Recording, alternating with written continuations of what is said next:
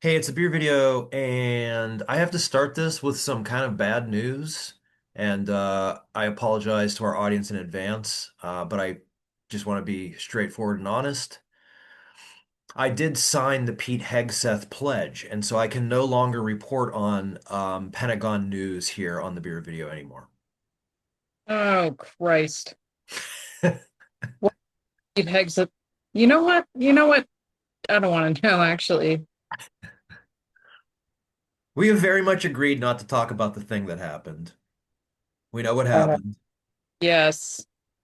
If you follow Dave Anthony, which I recommend you do, look at his Instagram today. It is very funny. But you know, we've said on this video many times. You've said it, Helen, many times. I've said it many times that like we're not here whenever we talk about these things to make threats. Like we don't like threats. Threats aren't funny. Um, when we talk about politics here, we talk about it because we're frustrated and we need to vent. And so just so we're clear that that is what our direction always is. Yeah, and for the record, the Beer Video Inc. Is not in favor of people, no matter how annoying, being gunned down in front of their family. Yeah.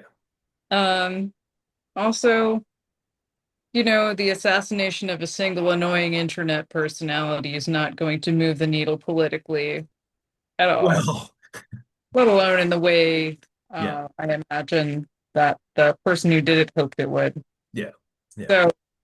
So, just unfortunate. So I guess we will leave it at that about Yeah. the man. I have no. I want to see these people suffer in real life. Like, I want to see them have a hard time dealing with their actions in life. I would like to see that instead. I would like to see Pete Hegseth not be able to get a job ever again. Like one of those things. Like that's Yeah, about the man himself, as I was saying, I have nothing nice to say, and therefore I will say nothing.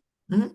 Um, I will say it is a bit odd to see people saying, well, we gotta honor him with open debate. Yeah.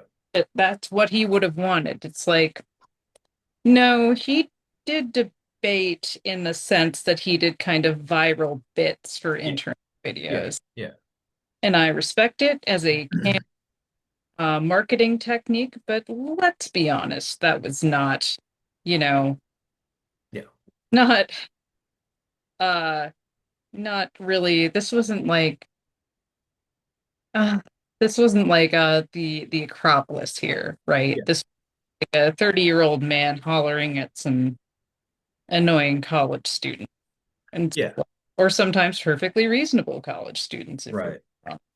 Yeah. So, Well, one thing we should talk about that, again, is more bad news, and we mentioned this a couple weeks ago, especially with my shirt that week, is that we lost Tomas Lindberg from At the Gates, who passed away from complications from cancer treatment. That fucking sucks. yeah, yeah, 52 is way too young. And I saw At the Gates twice before he passed, and incredible both times. He's a Yeah. great film, or was, God, still getting used to it, obviously. He was a great showman. And, you know, I think as it was for many people, At the Gates was kind of a formative metal band for me. You know, Yeah, a lot of people. Yeah. yeah, there's a reason Slaughter of the Soul has so many subpar riff-offs, and it's because it's a really great album. Yeah. Yeah. I think like a lot of people, yeah, like, obviously At the Gates and then like the early era of In Flames were so uh my brain just stopped working because the word I was trying influential, but like those were just yeah, they were kind of bands that sort of reignited that flame because like new metal kind of stamped out the sort of mainstream metal like that stuff. Um, and like thrash had a hard time, and I don't think thrash ever recovered. Um, Well, I don't know. I mean, there was the area. era pizza thrash in the 2000s. I think there's some good thrash bands nowadays, but yeah, you're right. Like, I feel like the market isn't quite as saturated as it was. Yeah, it's not. And I think a lot of the bands, this is me being an old man, like who grew up listening to like Testament and Overkill and Voivod and all that stuff. Like thrash is how I really got into heavier metal. I think a lot of the newer bands kind of suffer from, and it's not their fault, kind of suffer from not really having that connection to the culture because it's so like death metal at least has this lineage for the last 30 years of like things popping up and changing and whatnot. And thrash kind of didn't, like you mentioned, like the pizza thrash thing, of course, that. But there's really not a lot of connective tissue there. And it feels like a lot of the newer thrash bands, I have a hard time because I'm just like, I don't know. I'm sure their heart's in it, but it just Yeah, I doesn't feel mean, genuine to me. I like the party thrash to an extent, but Yeah. like I think the thrash bands that I think I like best and have the most staying power are the ones that actually do like social commentary. Like Yeah. I like Tankard just fine. They're funny. Sure. But like Creator is the one like that. Sauron, shut up. Anyway, that kind of sticks with me.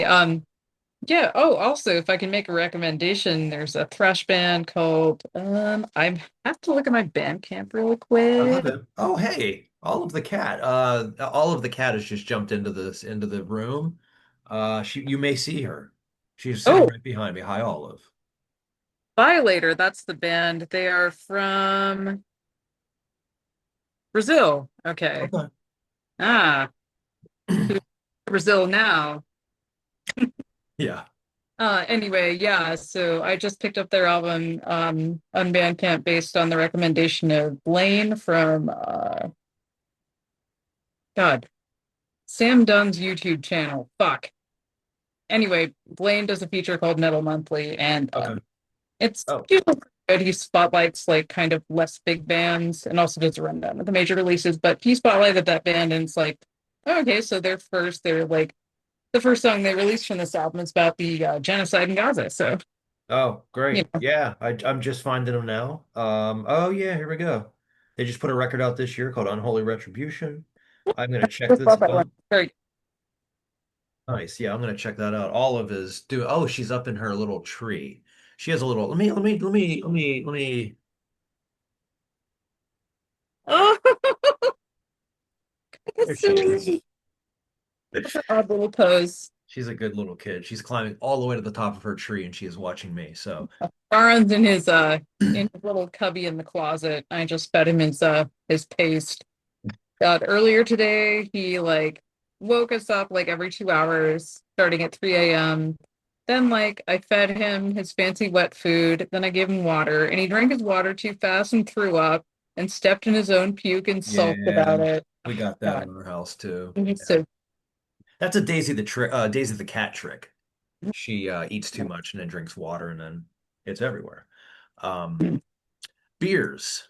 I don't yes, remember who went first last week. you did. I did. Okay, cool. Then you are up first. Oh, I didn't know. I was asking. Oh, I because I don't have my. I think I went first last week. Did you? Why don't you go first? Okay, I'll go first. All right. So we have a from Lost Coast Brewery, who I don't believe I've done before. It's a peanut butter chocolate milk stout, and it's got that cool little cow guy on the Hmm. can. So this is as stated, a peanut butter chocolate milk stout. I am trying to find. Oh, they're from Eureka, California. Where's the ABV? 5.6. So malt beverage with natural flavors and caramel color. And we are going to drink out of a Descendants of Crom glass. Oh yeah. Descendants of Crom is next weekend in Pittsburgh. Um, one of the main acts on the whole weekend is Crypt Sermon, who Oh God, yes. yeah, Crypt Sermon next week, and like Black Tusk is gonna be there. Um, oh shit, who's that hardcore band from Cleveland? Fuck, Ringworm. They're there. I can't remember who's. I don't remember who's headlining on Sunday, but You know, Descendants of I'm kind of Crom. stunned at like the hardcore and trad metal crossover. or it's I don't think it's a big thing, but it's just like my friend Davin, who is like way into hardcore, Mhm. like that's her whole thing. Like, and she likes kind of like all the dumb tough guy bands I don't care for. Like, Yeah. I'm kidding. I like plenty of dumb shit, just like not my kind of dumb shit. Anyway, she like put Summerlands on like her top 10, Ugh. and I messaged her. I was like, "So how do you know about these guys? Like, this just Yeah. is your wheelhouse." And like, she's like, "Oh yeah, they like some of them are in some hardcore bands I really like." And then like that's how I found out like Eternal Champion apparently like is Yeah. ex hardcore guys. I think they Yeah. still play. But Yeah. I can't remember what their band was. Ah, fuck. I just got the record too like a couple months ago, and yeah, it's escaping me. Well, this Descendants of Crom. So Friday, this is at oh Christ. The Thunderbird Music Hall in Pittsburgh. A fucking great building, by the way. Great venue. My favorite venue in Pittsburgh. So Friday is Passing Bell, Alathia, Weed Demon, Riparian, they're from Pittsburgh, Valkyrie, sorry, and Ringworm. And then Saturday is Fog Giant, Sithanis, Funerals, who is Shy Kennedy. That's her band. Whorehound is not a thing anymore. Brown Angel, who are a fucking legendary Pittsburgh like doom drone band. Cherubs from Texas, Rebreather, Ed Hockley, Fistula, Cryptserm, and Black Tusk. So it's gonna be a pretty fucking good lineup. Very you excited. know, I might try to go to that sometime. Like Hell's Hero is the lineup that like most matches like what I want to see in a fest, I think. But like Yeah. my attitude towards that is has been a little contrarian. Like, fuck you, you can't make me go to Texas. Yeah, no. Oh, I know, I know. Yeah, Better than Florida, but yeah. right. Like, and I looked around, like, I only like going to places like where I can walk to the venue, and like MDF barely qualifies. And I was looking around, like, where they have Hell's Heroes, and it's like, well, either I'd have to fucking Uber every day or like Yeah. stay in like the bed bug motel. So, Jesus, no, thank you. Yeah. Like, I don't know. Like, I understand trying to make the best of it if you like live in kind of a crummier US city, but like, Yeah. you can't make me go to fucking Houston, man. It's just No. not happening. No. So I'm already burping. Um, so this stout reminds me of somebody made a stout and flavored it with the Reese's peanut butter cup cereal, which I Okay. which I mean in a good way because I love that cereal. Um, it's really nice. Like and it's not overwhelming. Like it's not an overwhelming. You definitely get the chocolate and peanut butter for sure, but it's not overwhelming. Um, yeah, yeah, yeah. That's they just nailed this one. Like I feel like a lot of time with these stouts, especially these ones that have like sweeter flavors to them, that they kind of like one flavor overpower the other, or they just don't quite get the profile right. They fucking nailed this one. This is perfect. Um, it's a little light on the mouthfeel, a little, but I was worried about that because it's a 5.6, and generally that tends to happen, but not to the degree I thought. So it's a minor quibble, but I think it's really good. This is really and it's 5.6, so you can drink a few of these. You can drink a case. Um, yeah, It's no, uh, don't drink a case. But I feel like I could drink this whole thing and not be sickened by sweetness. Like I feel like you can get through this whole can and and it's actually making my chest a little warm right here. yeah, Um, chocolate butter stout's kind of a classic, and I don't know that I've ever had one I actively hated. I've yeah, had some somewhat underwhelming ones though, so I'm yeah, glad this one is not. yeah, it's nice. It's a really nice beer. Drink it with breakfast. Why not? So anyway, yeah, not bad. Like Lost you've read Coast. the news, I'm sure. Why What's not that? drink beer? You've read the news, I'm sure. Drink beer for breakfast. Yeah, yeah. Don't worry about it. I'm on a calorie count right now. I just can't. Fuck that. Well, it's more for health reasons because I'm getting up there in age.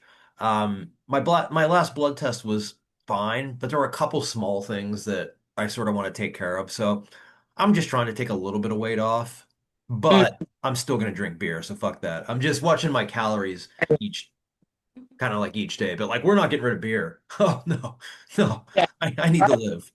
I've done calorie counting and it helped me lose a lot of weight. Like back when I first got married to Matt, I was like 30 pounds heavier. So that it kind of helped me be more mindful about like how I eat and what I eat, but Yeah. not legitimately hating, but it is like really frustrating to do it. So Well, I'm it's just committed. what it's really helped me with is just to be more disciplined. And so far so good, you know. Sure. Um, Shirts. Okay. I'm wearing this Manila Road bootleg. It was originally like a long sleeve shirt, but I cut the sleeves off. Was it like a baseball tee? Yeah. I It's a hook those with shirts sleeve never length fit that I me. could never really figure out what to do with, so Yeah. it is now a tank top. Every baseball tee I've gotten, I've cut the sleeves off. They just don't Um, fit me right. Oh. yeah, they were like weird flappy, like signaling flags, but yeah. Oh, what do you got? So I am wearing an Emma Ruth Rundle shirt. Oh yeah. Real close, you can see her dog. Aw, But yeah, that's like her black metal logo. So she did a like a buy one get one 50% off sale over the summer, and I got a tank top also. there you go. I think Emma Ruth Rundle's the best, and I've seen her live many times, and every single time I've seen her live, fantastic. Oh yeah, I've only ever seen her without, and that was a really good time. So, I didn't know. Yeah, I really wanted to see her with Val, but all right. Well, I'm bringing back a classic hit maker today. So we have Hammerheart, I Brew at knew it. Times. Yeah. I just So saw a post a, by them, and I was wondering, this is a Pilsner, brewed with wild rice. huh? Oh, yeah, Beechwood smoked barley, Minnesota grown wild rice. That's important. I'll tell you why in a minute. A bright and floral hop aroma, crushable but complex, dedicated to the North Woods, where Hammerheart's located now. That's right. So wild rice, also called Manumin, and I learned how to pronounce that from watching some videos on Minnesota Public Radio. Is kind of a traditional like indigenous food. And one thing I think it's important to note is that the wild rice you can get most places in the US is kind of grown from these dammed up areas in California. Okay. So it is related to the real Minnesota wild rice, but it's not quite the same thing. I guess the comparison I would make is if you've ever had like a grass-fed steak versus like a McDonald's burger. That's Mhm. kind of like you can tell real Minnesota wild rice because it's got like a really intense flavor. Like it kind of tastes like the lake, I think, is Okay. how ladies put it in one of the videos I watched. And like it's a big part of like indigenous identity here. Minneapolis actually is kind of had a little bit of an indigenous food scene emerging in the past few years, which I think is really cool. Yeah. Sean Sherman, who's the head chef at Awamni, which is like Native American fine dining, he's like made some headlines nationally. He was on Sesame Street recently, which is kind Nice. of That's awesome. and my friend Vern Defoe, he's the head chef at Gatherings, which is like a cafe at the Native American Center, kind of in South Minneapolis. And like they both use like a lot of like ingredients you can't really find anywhere else. They're really into Yeah. like working with local produce, like and local meats and things like that, wild game. I think that's really cool. Yeah. So, yeah, so this is Pilsner with Menumen. Uh, Nice. and I found out I'd been pronouncing that wrong for a while. So Now, my excuse is we're I need dumb white people. What do you want? right. Like, yeah, I don't speak Anishinaabe, real sorry. All right, and we've got the Pupper's glass. I just washed this, so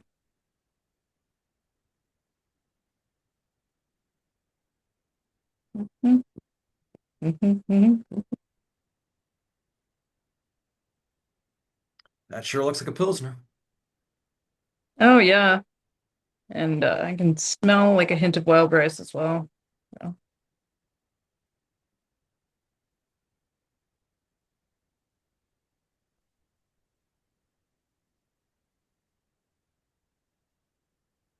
They can't keep getting away with it. It's so good.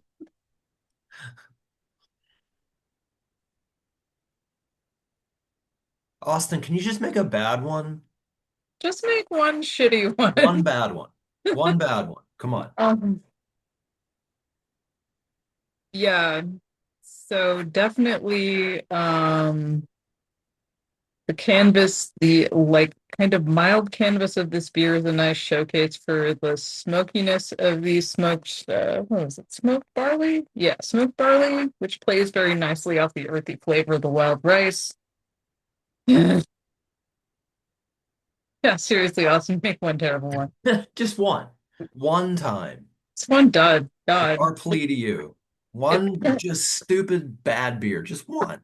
Then you can go back to doing whatever you him want. and the guy from Clockout, who I think actually used to work for him. Like, God, you guys, just stop. Like, Yeah. one I don't like. Let somebody else win. Mhm.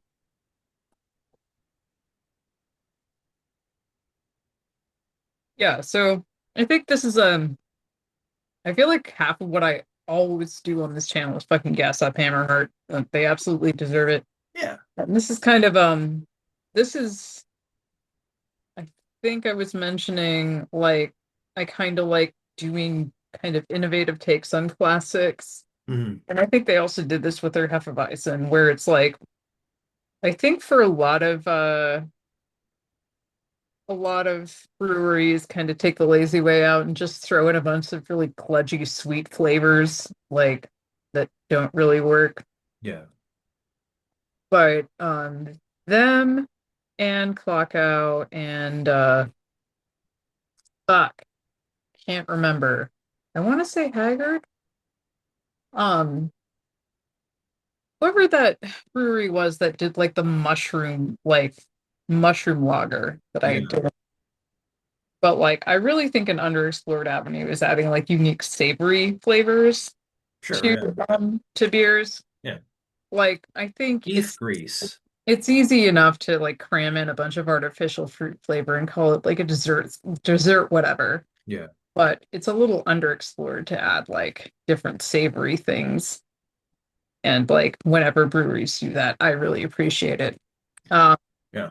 Wooden Ship actually is pretty good with that. Like they did like a beet sour, I think I covered on here a while Oh, I ago. remember. Yeah. And Yeah. Yeah. I like think I remember that.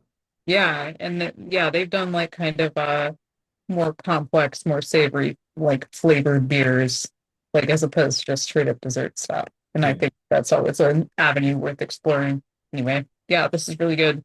I mean, I appreciate that. I've said this before, but I appreciate that not just Austin, but like other breweries like them can make a beer that's, like a standard, like a Pilsner. Like, there's tons of Pilsners, but can do something different with it. Because, I mean, there are people out there that I think are curious about beers that aren't your supermarket beers, but maybe aren't that into experimentation. So whenever you see something familiar like a Pilsner, but you have somebody putting a different spin on it or, something like that, I think it makes it a little bit more inviting for that person and Mhm. maybe then get them to trust, maybe some different breweries they haven't heard of before because, well, they made that one beer and it made sense to me. Let's try some of the others. So, yeah, I There think you it's a good idea. go.